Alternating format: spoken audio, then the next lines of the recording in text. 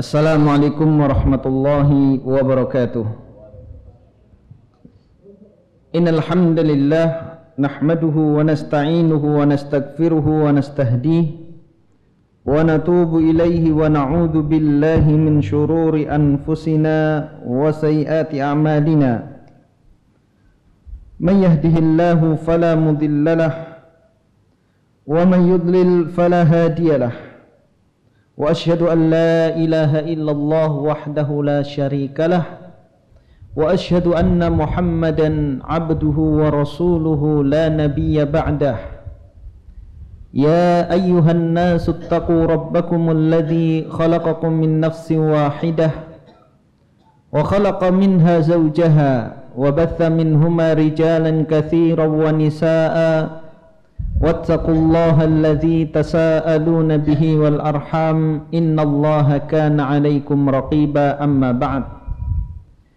Bapak-bapak, ibu-ibu, hadirin hadirat jamaah Majelis Taklim Ar-Rahmat rahimani wa rahimakumullah. Kita lanjutkan pembahasan kita dalam buku yang berjudul 100 kiat bagi orang tua agar anak insyaallah jadi solih dan solihah. Yang ke-15, kiat mendidik anak agar menjadi soleh dan solihah adalah dengan mengejarkan anak-anak Al-Quran dan As-Sunnah sesuai dengan yang dipahami dan diamalkan oleh salafus saleh. Mencintai mereka, para sahabat, para tabi'in, tabi'ut tabi'in, yaitu para murid-murid sahabat, karena mereka adalah sebaik-baik generasi yang telah direkomendasi oleh Allah dan Rasulnya. Rasulullah sallallahu alaihi wasallam bersabda, khairun nasi qarni thumma alladhina yalunahum thumma alladhina yalunahum. Sebaik-baik generasi, sebaik-baik manusia adalah manusia yang hidup pada masaku. Kemudian setelah mereka, yaitu generasi para sahabat. Kemudian setelah mereka, yaitu generasi para tabi'in. Jadi tidak hanya cukup mengembalikan mereka kepada Al-Quran dan As-Sunnah, namun juga bagaimana memahami Al-Quran dan hadis-hadis Nabi sallallahu alaihi wasallam sesuai dengan pemahaman para sahabat. Karena untuk menyatukan umat Islam itu tidak hanya cukup dengan Al-Quran dan hadis. Karena kalau hanya Al-Quran dan hadis tapi dipahami dengan pemahaman yang menyimpang, pemahaman yang tidak pernah dipahami oleh para sahabat, maka kita saksikan kelompok-kelompok yang ada, bahkan kelompok-kelompok yang telah difatwakan oleh MUI, kita lihat rujukannya juga Al-Quran dan hadis-hadis Nabi sallallahu alaihi wasallam. Namun kenapa dinyatakan sesat? Karena memahami Al-Quran dan hadis-hadis Nabi sallallahu alaihi wasallam tidak sesuai dengan apa yang dipahami dan dipraktekkan oleh sahabat-sahabat Nabi. Contoh sederhana dalam memahami firman Allah Subhanahu wa taala, wa'bud rabbaka hatta ya'tiyakal yaqin. Allah Subhanahu wa taala memerintahkan beribadahlah kepada Allah sampai datang keyakinan kepadamu. Sebagian orang memahami ayat ini kalau sudah yakin sudah nggak wajib ibadah lagi, sudah bebas, sudah merdeka. Ayatnya benar, tapi cara memahami dan mengamalkannya yang keliru. Karena para sahabat tidak memahami seperti itu dan tidak mengamalkan seperti itu. Karena yakin di dalam ayat ini adalah al-maut, kematian. Wa'bud rabbaka hatta ya'tiyakal yaqin, beribadahlah kepada Allah sampai engkau mati. Karena orang yang mati itu akan datang keyakinan pada dirinya. Sekufur apapun, setingkat Fir'aun ketika ditenggelamkan di Laut Merah, yakin terhadap kebenaran apa yang dibawa oleh Nabi Musa alaihissalam. Jadi sekali lagi ayat ini memerintahkan kepada kita untuk beribadah kepada Allah sampai mati, dan itu yang diamalkan oleh Rasulullah dan seluruh para sahabat. Maka penting mengembalikan pemahaman umat ini, generasi kita, anak-anak kita, tatkala kita mengajarkan ayat-ayat Al-Quran dan hadis-hadis Nabi Sallallahu Alaihi Wasallam, bagaimana salafus saleh, para sahabat dan para tabi'in, mereka memahami dan mengamalkan dalil-dalil ini. Mereka adalah generasi yang telah mendapatkan tazkiyah dari Allah dan Rasul-Nya. Mereka yang paling paham tentang maksud ayat-ayat Al-Quran dan sabda-sabda Rasulullah Sallallahu Alaihi Wasallam. Karena mereka hadir menyaksikan ayat itu turun kepada siapa, atas peristiwa apa, dikarenakan peristiwa apa, mereka mengetahuinya, hadir, sehingga faham betul maksud dari ayat-ayat tersebut. Maka agar tidak menyimpang dan menyeleweng, maka kita harus, sudah menjadi keharusan kita memahami ayat-ayat Al-Quran dan hadis-hadis Nabi dengan pemahaman salafus saleh. Kemudian kita tanamkan kecintaan anak-anak kita kepada mereka. Malik bin Anas berkata, dahulu para salaf mengajari anak-anak mereka untuk mencintai Abu Bakar dan Umar sebagaimana mereka mengajari Al-Quran. Sebagaimana mereka mengajarkan anak-anak mereka Al-Quran, juga diajarkan kepada mereka bagaimana bisa mencintai para sahabat Nabi. Karena sahabat-sahabat Nabi ini adalah tokoh-tokoh nyata, bukan tokoh fiktif yang ada dalam dongeng. Pengorbanan mereka adalah pengorbanan yang nyata. Kepahlawanan mereka adalah kepahlawanan yang nyata. Ibadah mereka juga ibadah yang nyata. Maka kita tanamkan kecintaan anak-anak kita kepada Abu Bakar, Umar dan sahabat-sahabat yang lainnya. Bagaimana perjuangan mereka membela dakwah Islam, membela Rasulullah Sallallahu Alaihi Wasallam, membantu Rasulullah Sallallahu Alaihi Wasallam. Sehingga ketika mereka dewasa, mereka bukan hidup dalam khayalan.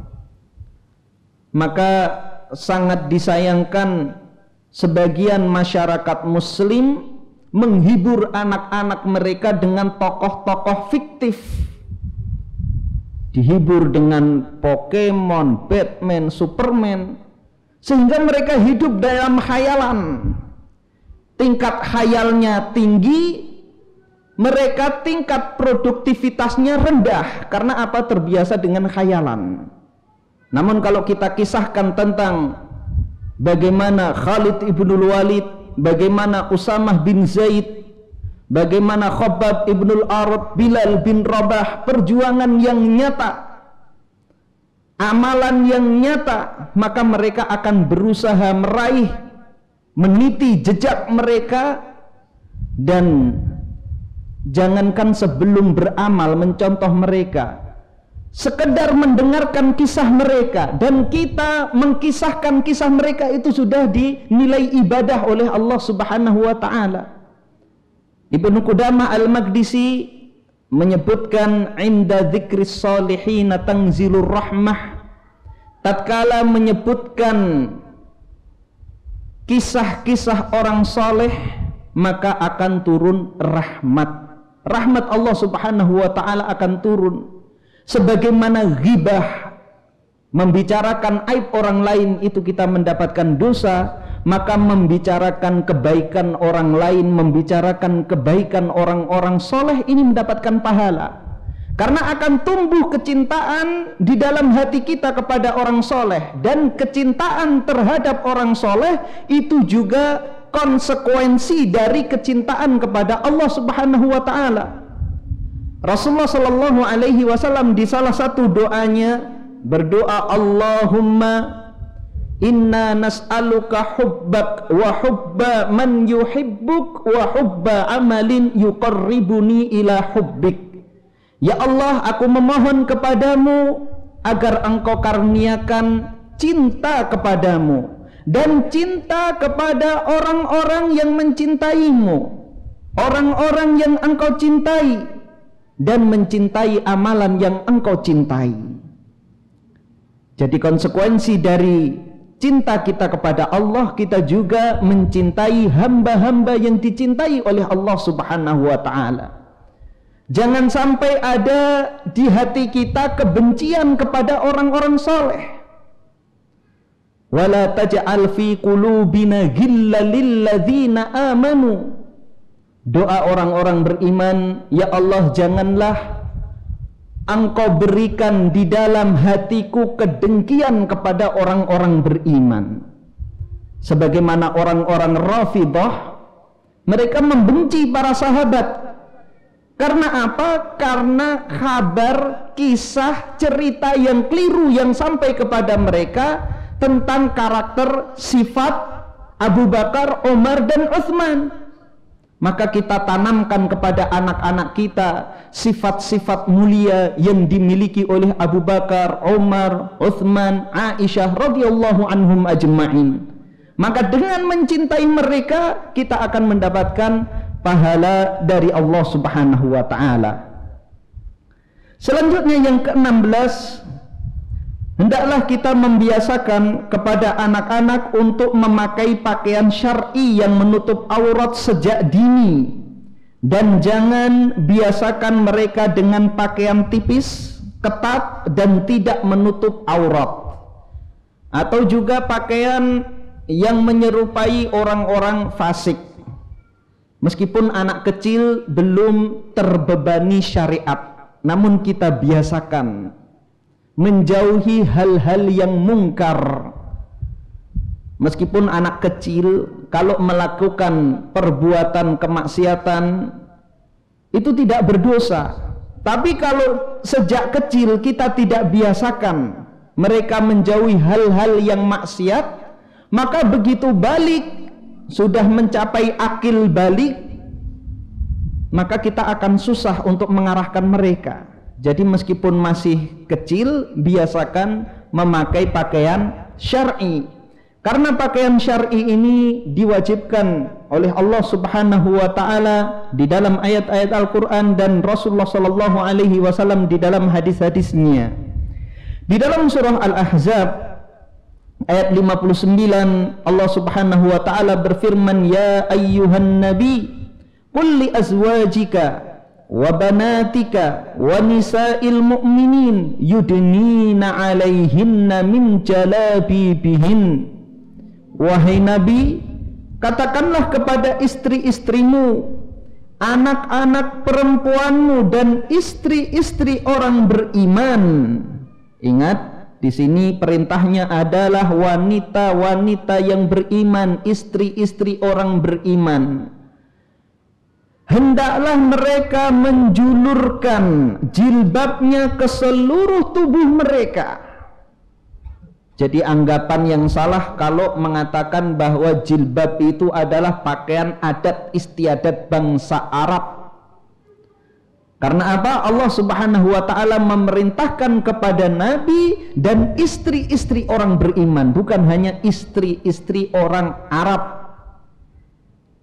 Jadi ini bukan pakaian adat istiadat, namun ini adalah pakaian wanita-wanita yang beriman.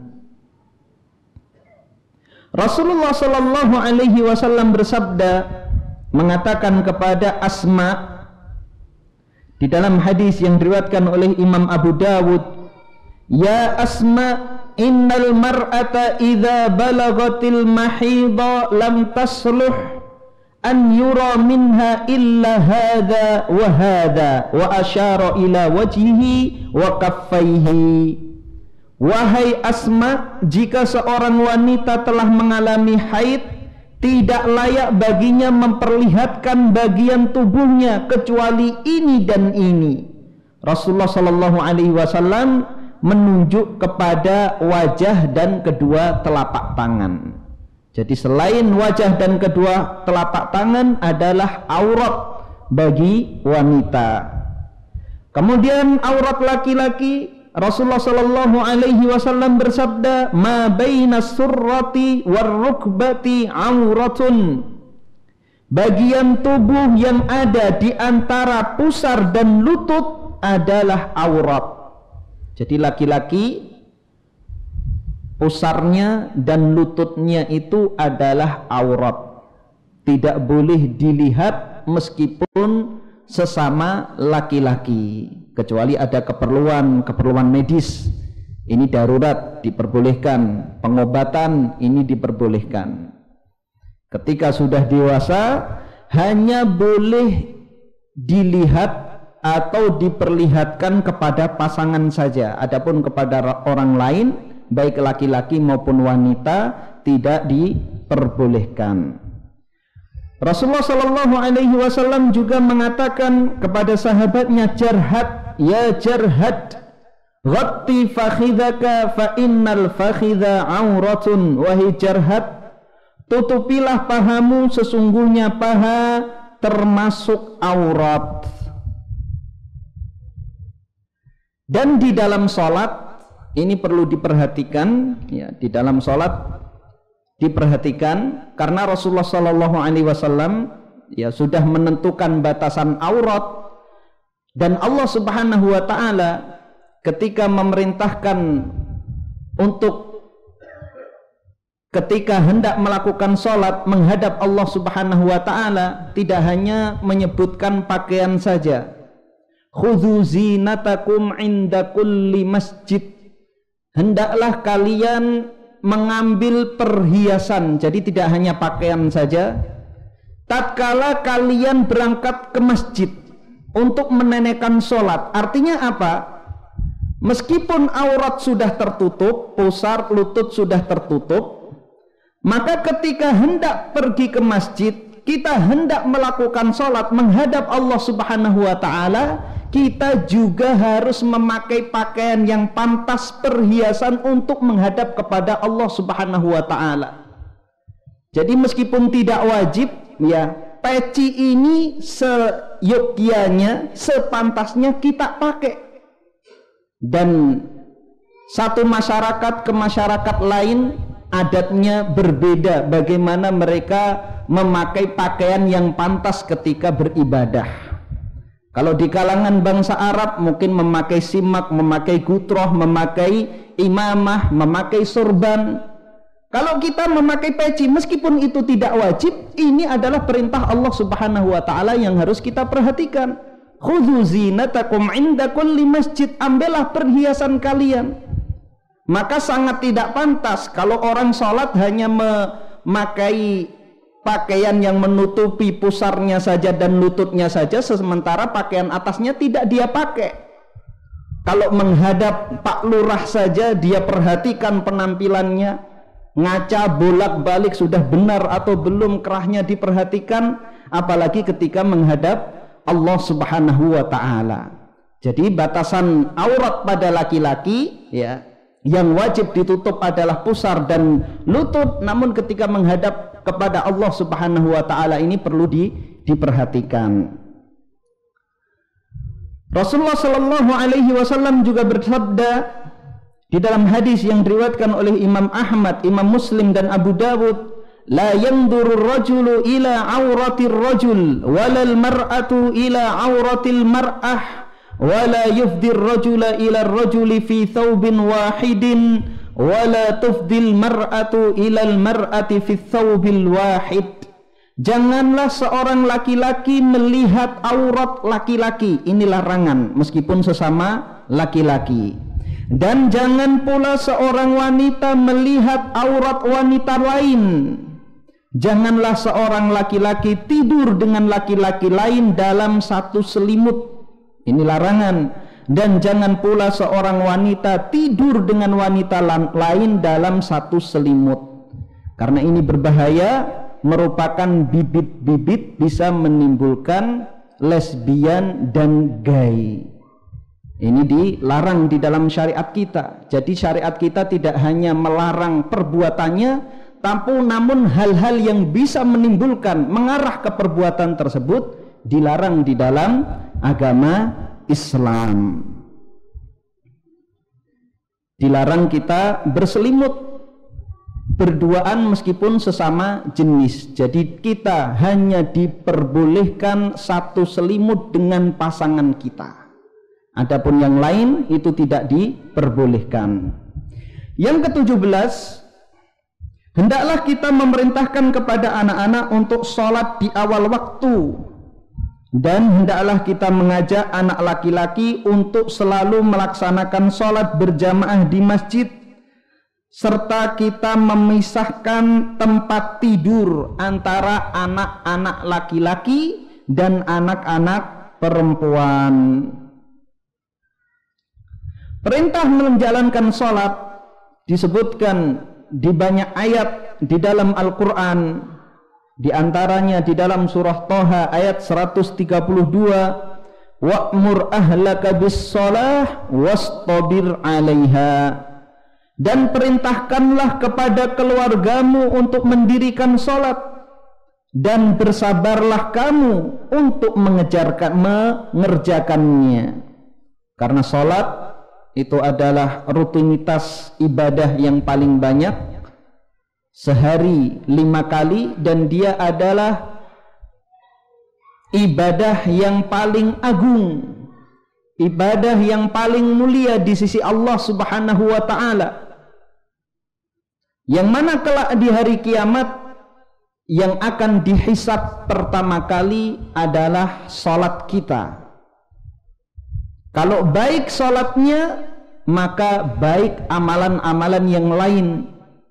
Karena apa? Inna sholata tanha anil fahsya'i wal munkar. Karena sholat itu mampu mencegah dari perbuatan keji dan mungkar. Sholat ini adalah ibadah ruh, ibadah lisan, dan ibadah anggota badan. Hati kita hadir menghadap Allah Subhanahu wa ta'ala, ucapan kita mengagungkan, memuji Allah Subhanahu wa ta'ala, badan kita pun tunduk di hadapan Allah Subhanahu wa ta'ala. Wajah yang paling mulia pada anggota badan kita, kita letakkan di lantai, kita letakkan di tanah, semata-mata menghinakan diri di hadapan Allah Subhanahu wa ta'ala.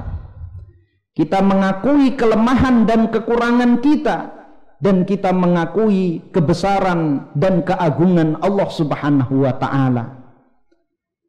Dan yang membuat kualitas sholat kita adalah kekhusyuan kita. Kita merasa menghadap Allah Subhanahu wa ta'ala, dan khusyuk itu tempatnya ada di dalam hati dan berpengaruh pada anggota badan kita. Tatkala seseorang dia sholat diwajibkan menghadap ke arah kiblat. Ini memberikan isyarat bahwa hati kita juga harus hanya menghadap Allah Subhanahu wa ta'ala. Tatkala jasad kita tidak mungkin menghadap kedua arah dalam satu waktu, begitu juga hati kita tidak bisa menghadap kedua arah dalam satu waktu. Tidak mungkin jasad kita menghadap ke arah barat, dalam satu waktu juga menghadap ke arah timur atau ke arah selatan dan utara. Begitu juga hati kita tidak mungkin menghadap kepada Allah juga menghadap kepada yang lainnya. Kalau hati kita menghadap ke pasar, menghadap ke persoalan rumah tangga, menghadap bisnis kita, menghadap ladang kita, maka pasti hati kita saat itu tidak menghadap kepada Allah Subhanahu wa ta'ala. Dan seorang hamba yang melakukan sholat ini berbeda-beda pahalanya. Ada yang mendapatkan 1/10, ada yang mendapatkan 1/6, ada yang mendapatkan 1/20, bahkan ada yang tidak mendapatkan apa-apa sama sekali, hanya gugur kewajiban pada dirinya. Karena apa? Tidak khusyuk dalam menjalankan sholat. Jadi nilai pahala yang didapatkan oleh orang sholat adalah dari kekhusyuannya. Ada yang khusyuknya ketika takbiratul ihram saja, ada yang ketika rukuk saja, bahkan ada yang menjelang salam saja. Namun demikian bukan alasan bagi kita untuk meninggalkan sholat. Apa gunanya sholat? Kalau kita sholat tidak khusyuk, tetap kita melakukan sholat. Iya. Karena ibadah sholat itu bukan ibadah hati saja, namun juga ibadah anggota badan. Ketika kita ruku dan sujud, itu juga dinilai ibadah oleh Allah Subhanahu wa ta'ala, diberi pahala oleh Allah Subhanahu wa ta'ala. Ibaratnya ya seperti ada kunjungan kepala negara. Semua rakyat harus hadir. Ada yang hadir seksama mendengarkan sambutan, nasihat, arahan dari kepala negara. Ada yang hadir badannya saja, ada yang setengah-tengah, ada yang sengaja tidak hadir, nggak mau peduli. Dia masih sibuk dengan ladangnya, masih sibuk dengan rumahnya. Maka siapa yang akan mendapatkan murka dari penguasa ini? Tentunya yang tidak hadir. Dan siapa yang akan mampu melaksanakan perintah dari kepala negara ini? Yang hadir dan seksama memperhatikan apa yang diucapkan oleh penguasa ini. Begitu juga orang yang sholat. Orang yang hadir mendengarkan, mengetahui lafaz-lafaz yang dia baca, memahami lafaz-lafaz yang dibaca oleh imam, maka dialah orang yang maksimal dalam mengerjakan perintah Allah Subhanahu wa ta'ala. Maka di sini kekhusyuan ini tanha anil fahsya'i wal munkar, akan mampu mencegah dari perbuatan keji dan mungkar. Ada yang setengah-setengah hadirnya, maka dalam kehidupan akan setengah-setengah dalam menjalankan perintah Allah Subhanahu wa ta'ala. Yang tidak hadir sama sekali, maka dia yang akan mendapatkan murka dari Allah Subhanahu wa ta'ala. Dia yang paling akan dimurkai oleh Allah Subhanahu wa ta'ala. Jadi kita ajarkan kepada anak-anak kita melakukan mengerjakan sholat. Allah Subhanahu wa ta'ala juga mengkisahkan tentang Nabi Ismail alaihi salam, memuji Nabi Ismail di dalam surah Maryam ayat 55, wa kana ya'muru ahlahu bis salati waz zakah wa kana 'inda rabbih mardiyya. Dan ia Nabi Ismail alaihi salam menyuruh keluarganya untuk melaksanakan salat dan menunaikan zakat, dan ia adalah seorang yang diridhoi di sisi Allah Subhanahu wa ta'ala. Kemudian firman Allah Subhanahu wa ta'ala di dalam surah Luqman ayat 17, ya bunayya aqimis shalah wa'mur bil ma'ruf wanha 'anil munkar wasbir 'ala ma asabak inna dzalika min azmil umur. Wahai anakku, dirikanlah salat dan perintahkanlah manusia untuk mengerjakan yang baik, dan cegahlah mereka dari perbuatan yang mungkar, dan bersabarlah terhadap apa yang menimpamu, Karena orang yang menegakkan amar ma'ruf dan nahi mungkar pasti akan dibenci oleh manusia.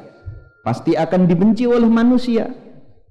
Karena berdakwah itu bukan memberikan hiburan. Kalau artis banyak yang suka. Suruh bayar sekian juta orang pada datang. Tapi kalau orang memerintahkan kepada yang ma'ruf, dia memerintahkan manusia kepada sesuatu yang tidak mereka sukai. Dan ketika mencegah dari kemungkaran, mereka para dai melarang manusia dari apa yang mereka sukai. Maka pasti seorang dai akan dibenci oleh manusia. Sesungguhnya yang demikian itu termasuk perkara yang penting. Jadi wasiat Luqman kepada putranya adalah menegakkan sholat, ya, karena sholat ini yang akan membantu meringankan segala urusan kita, baik urusan dunia maupun urusan akhirat, termasuk dalam berdakwah. Jadi kita harus menjalankan sholat, ya. Wasta'inu bis sabri was sholah. Mintalah pertolongan kepada Allah Subhanahu wa ta'ala untuk menyelesaikan berbagai macam persoalan dan permasalahan dengan sholat dan sabar. Itu kuncinya.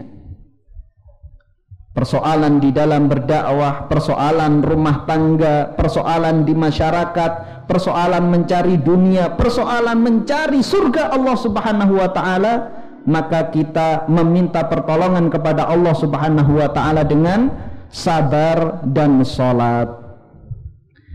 Di dalam hadis Rasulullah Shallallahu Alaihi Wasallam disebutkan di dalam Hilyatul Auliya, Rasulullah Shallallahu Alaihi Wasallam bersabda, muru auladakum bis salati wahum abna'u sab'i sinin wadribuhum 'alaiha wahum abna'u 'ashr wahum abna'u 'ashri sinin wa farriqu bainahum fil madaji'. Hadis sahih riwayat Abu Dawud, Al-Hakim dan Al-Baihaqi.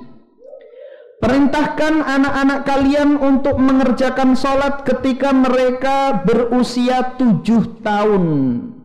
Jadi meskipun belum balik, meskipun ketika tidak menjalankan sholat belum berdosa, namun penting kita melatih anak-anak kita. Karena sholat itu ada syarat-syaratnya, rukun-rukunnya, ada bacaan-bacaannya, ada gerakan-gerakannya. Dan itu tidak sedikit. Maka sebelum balik harus kita biasakan. Karena kalau usia balik baru kita memerintahkan anak kita untuk sholat, maka dia akan kaget karena akan menjalankan sesuatu yang belum pernah mereka lakukan. Bacaannya belum bisa, gerakannya belum bisa, syarat-syaratnya belum bisa. Tentunya syarat sebelum sholat adalah toharoh, dengan melakukan wudhu. Kita ajari anak kita untuk melakukan wudhu. Kemudian bacaan-bacaan dan gerakan-gerakan sholat, sehingga nanti ketika sudah menginjak akil balik, sudah terbiasa menjalankan sholat, maka ringan. Berbeda dengan anak yang tidak pernah kita ajari sholat. Kemudian yang paling penting adalah kita memberikan teladan, memberikan contoh. Karena seorang anak itu lebih mudah mencontoh daripada diperintah. Seorang anak sulit memahami kata perintah, namun mudah dalam mencontoh. Begitu juga seorang anak mungkin sulit dalam memahami kata larangan, namun akan mudah mencontoh orang yang di hadapan dia. Terutama di sini yang paling bertanggung jawab adalah kedua orang tua. Kalau orang tuanya rajin melakukan sholat, pasti anak tersebut meskipun masih balita, belum bisa berbicara, dia akan ikut-ikutan gerakan sholat. Meskipun belum genap 2 tahun, melihat orang tuanya senantiasa menjalankan sholat, dia akan mengikuti gerakan orang tuanya. Begitu juga ketika orang tuanya rajin membaca Al-Quran, dia akan pegang-pegang Al-Quran. Maka demikian, kalau orang tuanya biasa memakai siwak Fir'aun yang ada asapnya itu, maka anaknya pun akan coba-coba. Dilarang 1000 kali kalau orang tuanya masih suka melakukan sunnahnya Fir'aun, maka anaknya juga ikut-ikutan meskipun belum bisa mengisap, ya, meskipun hanya ditempelkan di mulut saja. Jadi pengajaran kepada anak-anak kita yang paling efektif dan efisien adalah memberikan contoh, memberikan teladan. Jangankan pada anak-anak, pada orang dewasa saja yang paling efektif adalah dengan memberikan teladan. Kita lihat bagaimana kisah Rasulullah Sallallahu Alaihi Wasallam, ya, sudah kita sampaikan pada peristiwa Sulhul Hudaybiyah. Rasulullah Sallallahu Alaihi Wasallam memerintahkan kepada sahabat untuk menfasakh, membatalkan umrahnya dengan menggundul rambut mereka. Mereka tidak mau menggundulnya. Kemudian Rasulullah marah, masuk ke tendanya. Istrinya melihat Rasulullah marah. Kenapa marah wahai Rasul? Sahabat-sahabatku tidak mau menuruti perintahku. Maka istrinya mengatakan, wahai Rasulullah, gundullah rambutmu. Maka Rasulullah SAW menggundul rambutnya. Keluar. Ketika sahabat melihat Rasulullah SAW menggundul rambutnya, maka mereka rame-rame menggundul rambut mereka dalam rangka membatalkan umroh. Karena apa? Orang-orang kafir Quraisy menghalang-halangi mereka untuk masuk ke Mekah menunaikan umroh.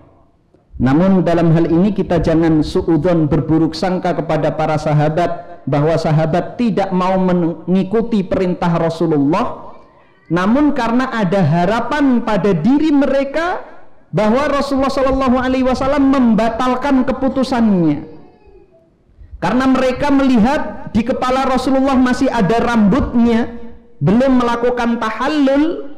Mereka berharap Rasulullah merubah niatnya, masuk Mekah dengan cara apapun meskipun harus berperang dengan orang-orang kafir Quraisy. Itu yang ada di dalam hati mereka, karena umrah sudah mereka rindukan. Sekian tahun selama di Madinah belum pernah melakukan umrah. Ketika itu mereka hendak melakukan umrah, sudah perjalanan jauh dari kampungnya, dari Madinah sampai ke Hudaybiyah menuju Mekah, tinggal beberapa langkah lagi, ini dihalang-halangi. Maka siapapun akan sakit hati, ya. Seperti kita, ya, kalau daftar haji plus sudah bayar 130 juta misalnya, sudah undang tetangga-tetangga mau berangkat. Ketika terbang di Jakarta, ternyata travel menginformasikan bahwa keberangkatan kita gagal. Siapa yang nggak dongkol, ya? Atau sudah melewati mikot, ya, sudah sampai Jeddah, kita sudah pakai pakaian ihram, ya. Mau masuk ke Mekah dikatakan bahwa visanya palsu, nggak berlaku. Suruh tahallul maka akan berat, ya. Maka akan menunggu-nunggu, barangkali ini keliru, yang mengeceknya keliru. Ada harapan seperti itu. Itulah yang ada di dalam hati para sahabat. Maka tatkala mereka melihat Rasulullah SAW sudah menggundul rambutnya, maka mereka sudah yakin Rasulullah nggak akan mengubah keputusannya. Mereka pun menggundulnya. Begitu juga anak-anak kita. Tatkala kita melarang anak-anak kita untuk merokok, tapi kita masih merokok, anak-anak kita ragu, wah bapak ini bercanda ini. Melarang merokok tapi masih merokok. Mungkin ini ngetes saya ini. Saya cinta nggak sama rokok ini. Akhirnya anak-anak kita tetap merokok. Kasih contoh itu lebih mudah bagi anak-anak kita. Kita lanjutkan hadis yang tadi. Jadi kita diperintahkan untuk mengajarkan kepada anak-anak kita sholat tatkala usia mereka 7 tahun. Dan pukullah mereka ketika usia 10 tahun. Jadi kalau sudah 10 tahun ini diperbolehkan kita memukul anak. Dan pukulan ini adalah salah satu pendidikan Islam. Ya, tidak bisa dihilangkan dari pendidikan Islam. Namun memukul di dalam Islam itu harus diperhatikan, ya. Memukul ini adalah langkah terakhir. Setelah dikasih nasihat, diiming-iming mendapatkan hadiah atau diberi ancaman, ya, boleh kita mengiming-imingi hadiah kepada anak, ya. Siapa yang hafal juz amma, nanti ayah berikan sepatu baru, ini boleh. Memang pertamanya sang anak ketika menghafal Al-Quran untuk mendapatkan sepatu baru. Anak kecil tidak masalah. Nah, nanti setelah dewasa, ketika dia menghafal Al-Quran, dia hafal Al-Quran 30 juz, dia baru tahu hikmah dari pendidikan ayahnya. Atau ditakut-takuti, siapa yang nggak terpenuhi target dalam 1 bulan hafal juz amma, maka dihukum membersihkan kamar mandi selama 1 bulan. Meskipun ketika dia menghafal karena takut untuk mendapatkan sanksi ini, nanti setelah dewasa dia akan merasakannya. Kemudian berbagai cara ini tidak mempan, ya, dinasihati, dikasih tahu fadilah-fadilah baik Al-Quran maupun hadis-hadis Nabi Shallallahu Alaihi Wasallam tentang pentingnya sholat dan bahayanya orang yang meninggalkan sholat, dikasih diiming-imingi hadiah juga tidak mempan, diberikan hukuman juga tidak mempan, maka boleh kita menghukum fisiknya, yaitu dengan memukul. Namun memukul dengan syarat, yaitu darban ghaira mubarrihin, pukulan yang tidak menimbulkan luka, karena kita dalam rangka mendidik, bukan untuk membuat luka apalagi membuat cacat. Maka kita cari bagian tubuh yang paling bisa menerima pukulan, dan dilarang kita memukul wajah. Namun kebanyakan orang tua yang melakukan pukulan itu langsung ke wajah, ditampar wajahnya. Ini tidak dibenarkan di dalam Islam. Cari bagian yang kuat seperti betis, telapak kaki atau pantat, dan memukul dengan menggunakan rotan, ya. Siku ini jangan diangkat dari tubuh. Jadi siku ini menempel di tubuh kemudian dipukul. Ini tidak akan membuat luka apalagi cacat. Tapi kalau diangkat sikunya tinggi-tinggi, jebret, sekali pukul pingsan. Ini tentunya tidak dibenarkan. Jadi diperbolehkan memukul anak ketika mereka tidak mau menjalankan sholat, karena sholat ini adalah perkara yang penting. Kalau anak kita tidak melakukan sholat, maka kita akan rugi, ya, karena di dalam sholat itu penuh dengan doa-doa, ya, dan doa-doa itu akan sampai kepada kita meskipun kita sudah di alam barzakh. Jadi kalau kita memiliki anak soleh, senantiasa menjaga sholatnya, ketika di alam barzakh itu merupakan investasi yang paling berharga bagi kita tatkala kita menghadap kepada Allah Subhanahu wa Ta'ala. Wa farriqu bainahum fil madaji'. Kemudian nasihat Rasulullah Sallallahu Alaihi Wasallam kepada para orang tua, pisahkanlah mereka di ranjang. Jadi antara anak laki-laki dan perempuan ketika sudah usia 10 tahun jangan dicampur di atas tempat tidur, dipisahkan, ya. Meskipun rumah kita sederhana, pisahkan antara anak laki-laki dan anak-anak perempuan. Yang ke-18, hendaknya kita membuat suasana agar anak-anak cinta dan senang terhadap Al-Quran. Bagaimana caranya? Yang pertama adalah dengan menyebutkan keutamaan-keutamaan Al-Quran. Khairukum man ta'allamal Qur'ana wa 'allamah. Di dalam hadis yang diriwayatkan oleh Imam Bukhari, sebagai motivasi bagi kita dan anak-anak kita untuk cinta kepada Al-Quran, sebaik-baik kalian adalah orang yang belajar Al-Quran dan mengajarkannya, baik mengajarkan bacaannya, mengajar dan belajar bacaannya, mempelajari ilmu tajwid, belajar Iqra, itu masuk di dalam keutamaan hadis ini, atau mengajarkan maknanya, mengajarkan tafsirnya, cara memahami yang benar terhadap ayat-ayat tersebut.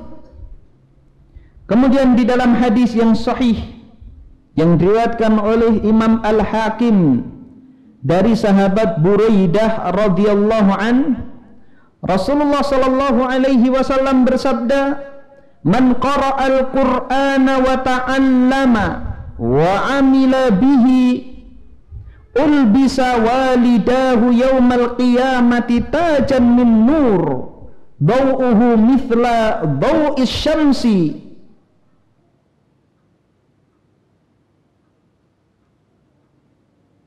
Iya, ini ada lafaz yang keliru ya. Ulbisa yaumal qiyamati tajan min nur daw'uhu mithla daw'is syams wa yuksa walidahu hullataini la taqumu lahum ad-dunya fayaqulan bima kusina hadha fayuqal bi akhdhi waladikum al-Qur'an. Barang siapa yang membaca Al-Qur'an, mempelajarinya dan mengamalkannya, maka di hari kiamat akan diberikan mahkota dari cahaya yang mana sinarnya seperti sinar matahari.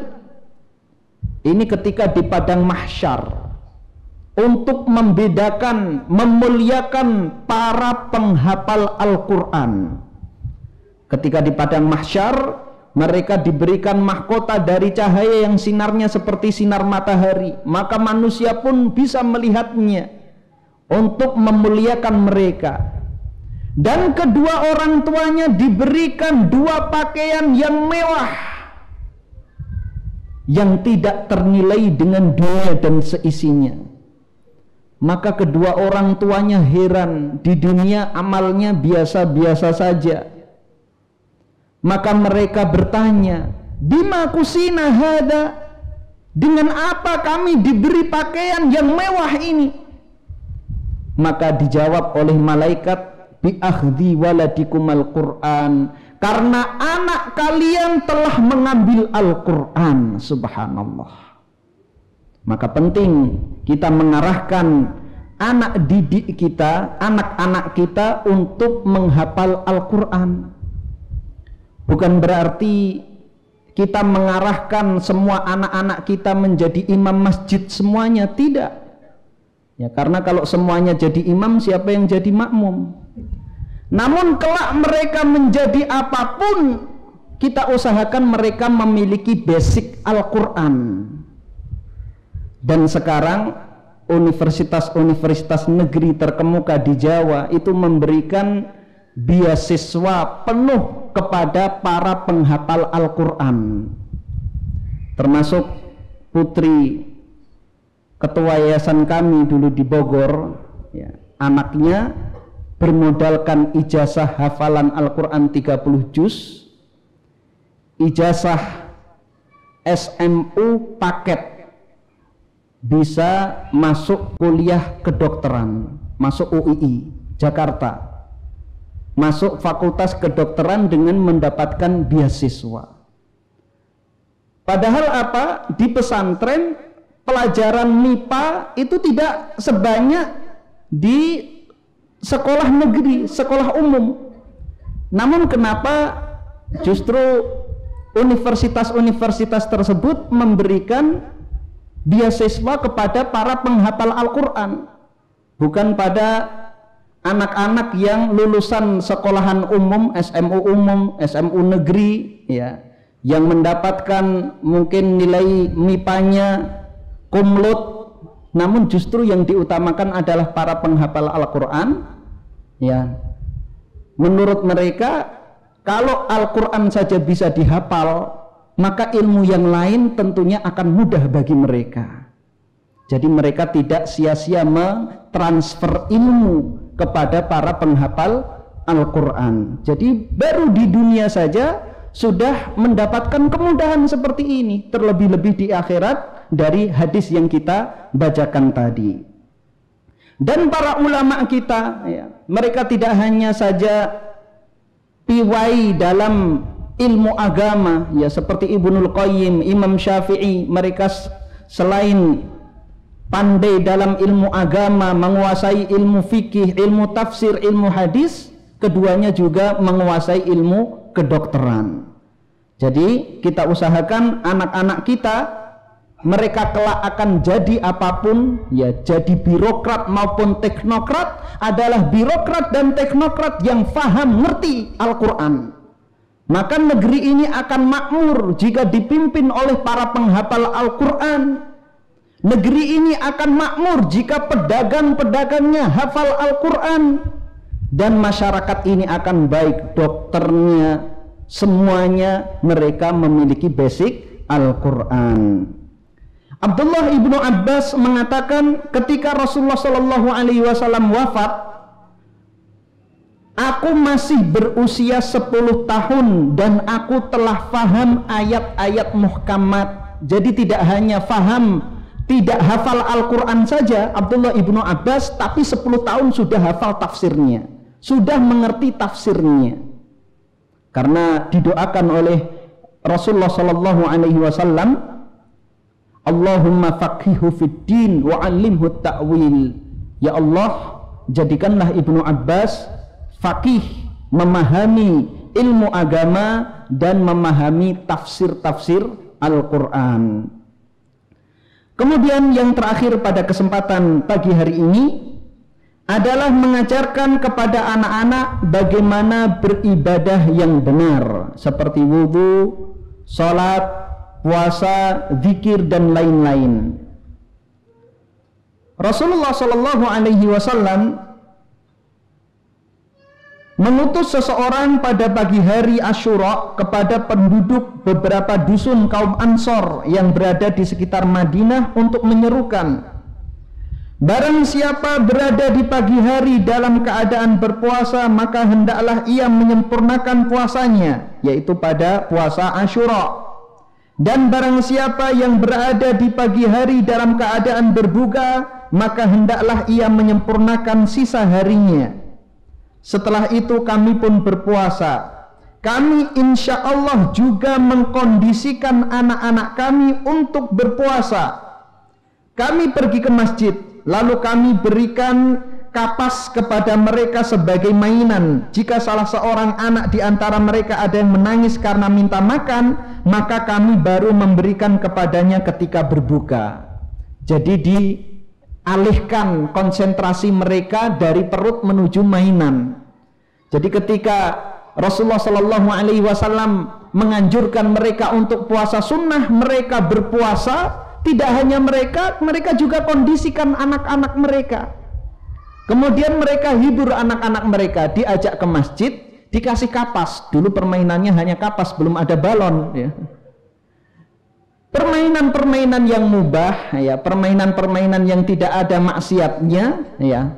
Mereka lalaikan anak-anak mereka agar tidak ingat ke perutnya.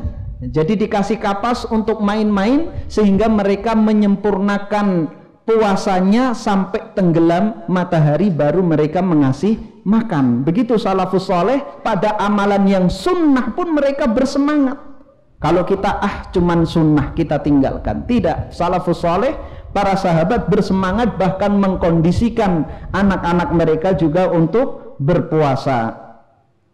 Imam Nawawi berkata, hadis ini menunjukkan pentingnya melatih anak-anak untuk mengerjakan ketaatan, membiasakan mereka melakukan ibadah meskipun mereka belum mukallaf atau belum balik, meskipun mereka tidak berdosa dalam meninggalkan amal ibadah, terlebih adalah amalan sunnah, namun ini untuk membiasakan. Rasulullah SAW menyuruh anak-anak perempuan dan istri-istri beliau supaya keluar rumah pada waktu sholat Idul Fitri dan Idul Adha sebagai bentuk pembiasaan kepada mereka akan syiar-syiar Islam.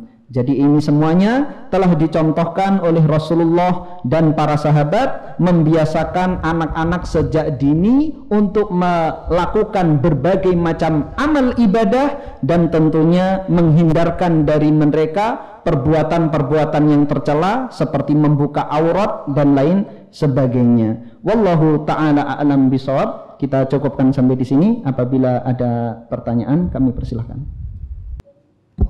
Assalamualaikum warahmatullahi wabarakatuh. Waalaikumsalam. Yang pertama, Ustadz, apakah perjalanan Rasulullah dengan para sahabat yang sampai di Hudaybiyah itu niatnya haji atau umroh? Ketika hajinya dibatalkan maka dihitung umroh, apakah begitu?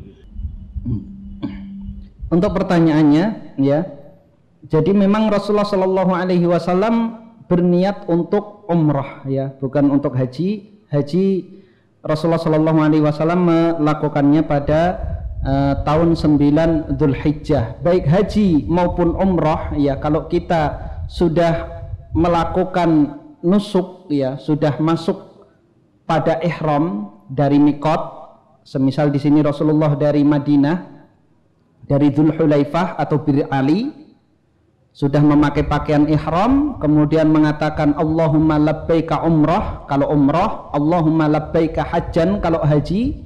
Kemudian di tengah perjalanan ada halangan, ya, ada halangan seperti ada musuh misalnya, atau ada halangan dari diri kita, tiba-tiba kita jatuh sakit, atau bahkan ada keluarga kita yang meninggal, misalnya orang tua meninggal, kita diberitahu dan kita hendak membatalkan haji atau umrah, maka wajib bagi kita untuk tahallul dan membayar dam, ya, dengan membayar dam 1 ekor kambing. Jadi itu syariat bagi orang yang membatalkan haji maupun umrah. Adapun yang dilakukan di Hudaybiyah, ini Rasulullah Shallallahu Alaihi Wasallam hendak melakukan umrah. Assalamualaikum warahmatullahi wabarakatuh. Waalaikumsalam warahmatullahi wabarakatuh. Ustadz, masalah kisah-kisah orang-orang yang soleh berkenaan dengan kegiatan biasanya di kampung yang menakib-menakib itu, Ustadz. Apakah ritualnya yang yang tertolak? Apakah kisah yang disampaikan yang tertolak? Masalahnya saya pernah dengar masalah manakib Syekh Seman gitu kan, ada keutamaan-keutamaan yang menurut saya belum diajarkan gitu loh, Ustaz. Mungkin bagaimana tuh, Ustaz? Iya, yang pertama saya belum tahu secara pasti, ya, bagaimana isi dari kisah-kisah tersebut. Maka yang lebih utama kita kisahkan yang pasti-pasti saja, ya, kisah para sahabat. Jangan tokoh-tokoh yang belum kita kenal, ya, dalam kitab-kitab para ulama, ya.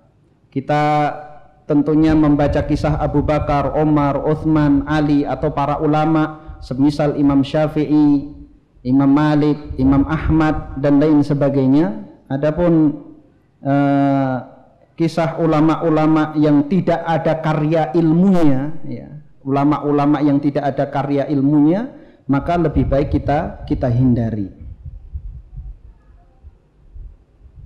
Ya, kalau dalam kisah-kisah para sahabat, ya, seperti contohnya adalah kitab Hilyatul Auliya, ya, ini adalah mengkisahkan tentang orang-orang soleh di zaman dahulu, dan kisahnya ada sanadnya. Namanya sanad itu untuk membuktikan kebenaran dari kisah-kisah tersebut.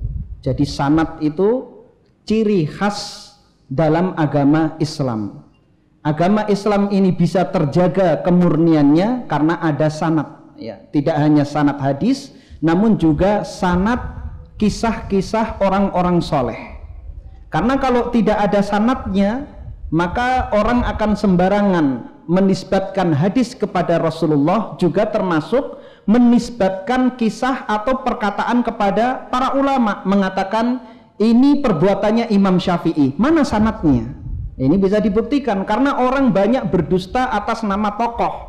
Di antaranya adalah Imam Syafi'i. Ini adalah amalan Imam Syafi'i. Ini adalah perkataan Imam Syafi'i. Di mana Imam Syafi'i mengatakannya? Di dalam kitab mana? Murid yang mana yang mengatakannya? Karena murid-murid Imam Syafi'i ya kita ketahui mereka ada. Apakah mereka yang mengatakan, sanadnya mana, sehingga kita bisa membuktikan kisah itu benar atau tidak. Adapun kisah orang-orang yang tidak bersanad maka kita hindari.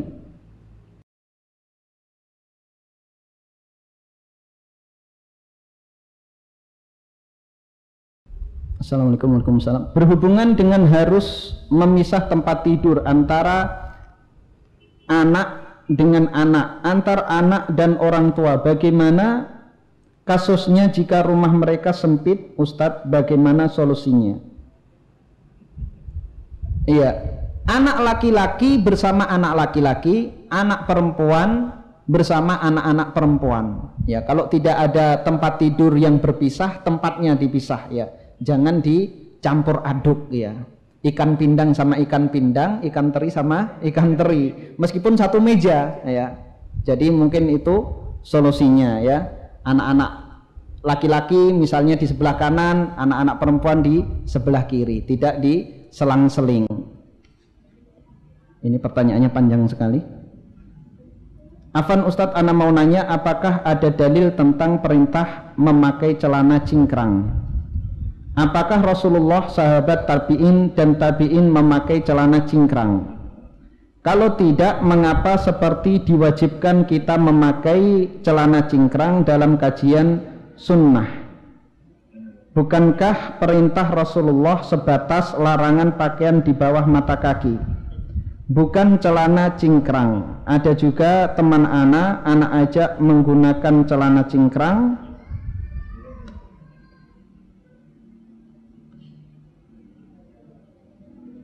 Iya, hadis yang dipuji oleh Rasulullah Sallallahu Alaihi Wasallam memang ada lafadz nisfus sak.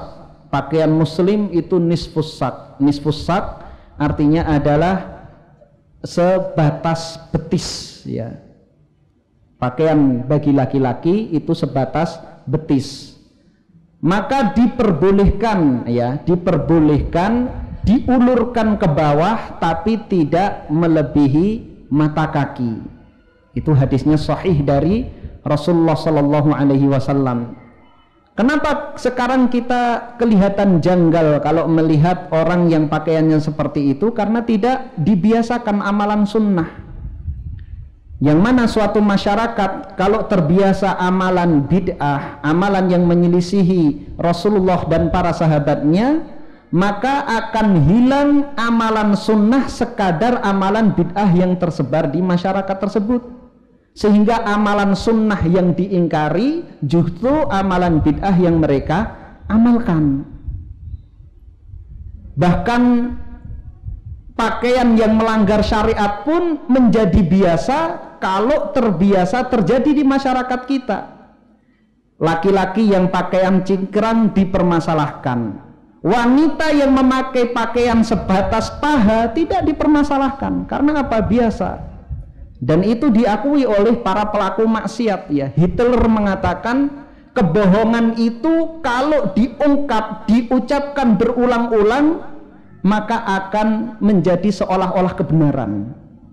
Jadi kemaksiatan kalau berulang maka sudah menjadi biasa. Pelanggaran, baik pelanggaran syariat ya maupun pelanggaran umum, semisal ya pelanggaran lalu lintas. Ini contoh sederhana. Kalau banyak yang melakukannya, maka orang sudah tidak sadar lagi bahwa itu merupakan pelanggaran. Maka pakaian muslim laki-laki ya itu di atas mata kaki, itu minimal. Dan apabila lebih ditinggikan lagi, ini ada dalilnya dari Rasulullah SAW benar-benar mengatakan nisfus sak.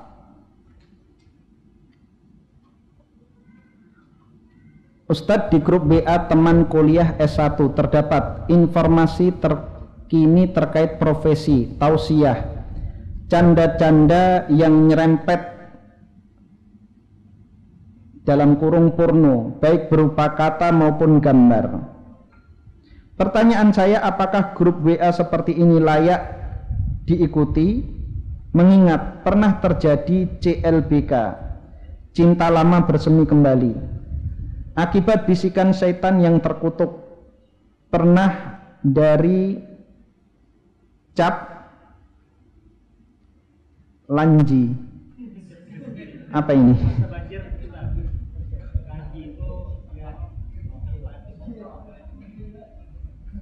Bagaimana cara mengikhlaskan hati yang bersangkutan agar keluar dari grup tersebut, karena sejak ketahuan CLBK sempat 4 kali keluar masuk grup tersebut. Atas pencerahan Ustadz saya ucapkan jazakallahu khairan katsiran.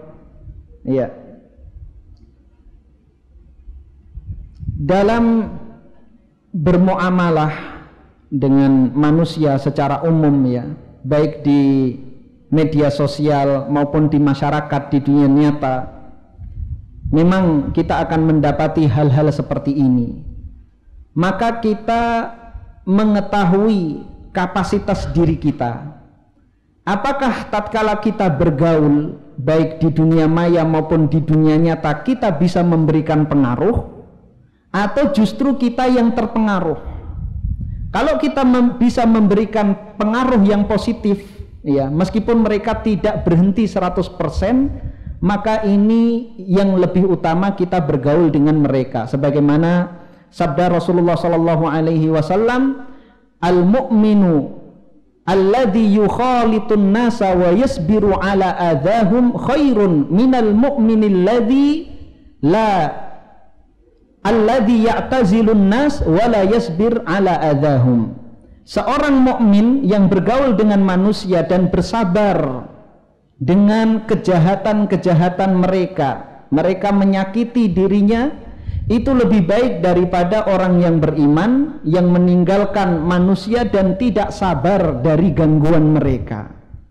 Maka apabila kita bisa memberikan manfaat, dan tentunya mereka kadang ada ucapan-ucapan yang tidak bermanfaat atau kata-kata yang kotor, kata-kata yang keji, maka orang yang beriman sebagaimana disifatkan oleh Allah Subhanahu wa taala, wa idza marru bil lagwi marru kirama. Tatkala mereka melewati ucapan-ucapan yang keji, maka mereka melewati tidak nimbrung dalam ucapan tersebut.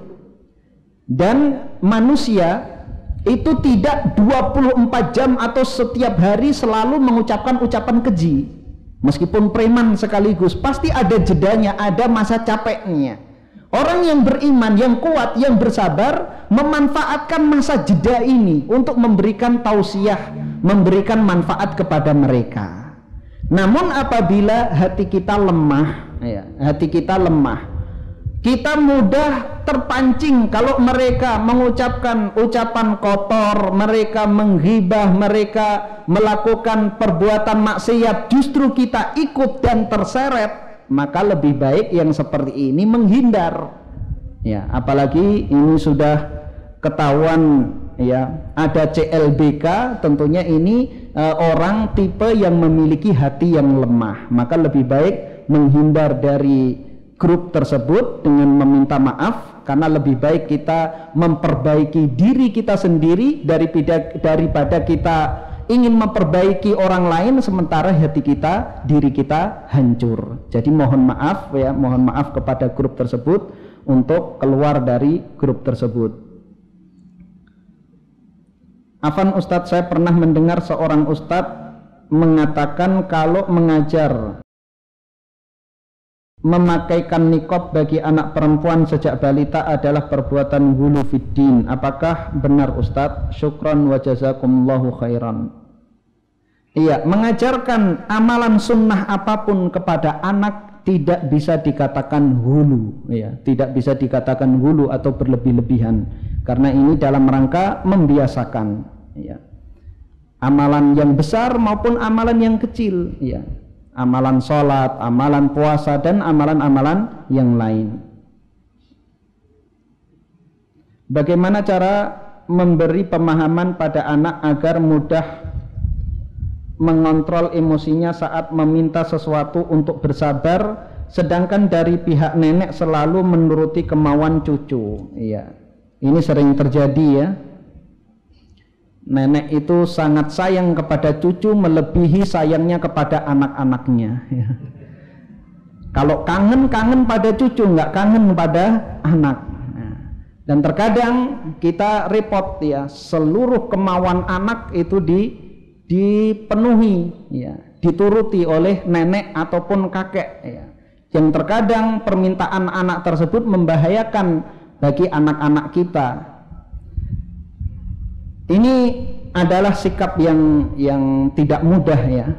Maka kita beritahu kepada orang tua kita ya, nenek anak-anak kita ya, dan jangan mencegahnya di hadapan anak-anak kita, karena itu suatu bentuk perendahan dan kurang adab kepada orang tua kita. Kalau tidak bahaya-bahaya amat ketika nenek memberikan ya, maka kita biarkan ya. Kalau sudah ya, kita berduaan dengan orang tua kita, dengan ibu kita, dengan ayah kita, anak-anak kita tidak ada, baru kita beritahu dengan cara baik-baik. Jadi untuk kalau bapak ibu sayang kepada anak saya ya, sayang kepada cucu-cucu ya, jangan diberi yang ini, jangan diberi yang itu. Misalnya ya, jajanan-jajanan yang mengandung pemanis buatan ya, ini tentunya membahayakan ya. Kita pahamkan kepada orang tua ini bahaya. Meskipun anak menangis, rewel, kita tunjukkan ya. Mungkin sekarang kita mudah searching ya di Google dampak dari makan makanan dengan pemanis buatan. Banyak di situ akibat-akibat, dan ada gambar-gambar yang ngeri kita tunjukkan. Ini Pak, ini Bu, kalau anak sering makan dengan pemanis buatan, akibatnya sakit seperti ini. Maka ibu dan ayah akan mengerti. Tapi kalau kita langsung keras terlebih kepada orang tua, maka orang tua tidak akan mendengar perkataan itu. Begitu orang tua mengasih, kita jangan itu. Orang tua emosi, akhirnya terjadi gap komunikasi antara kita dengan orang tua. Karena mereka mengasih itu bukan karena untuk membinasakan cucu-cucunya, tapi karena sayang kepada cucu-cucunya. Namun dalam hari ini mereka teledor, maka kita pahamkan dengan cara yang baik. Kemudian yang terakhir, bagaimana cara mendidik anak bila berbeda manhaj dengan suami? Beda pemahaman, apakah menjadi hak suami atau harus berjuang tetap mengarahkannya anak ke manhaj yang tidak keliru? Iya.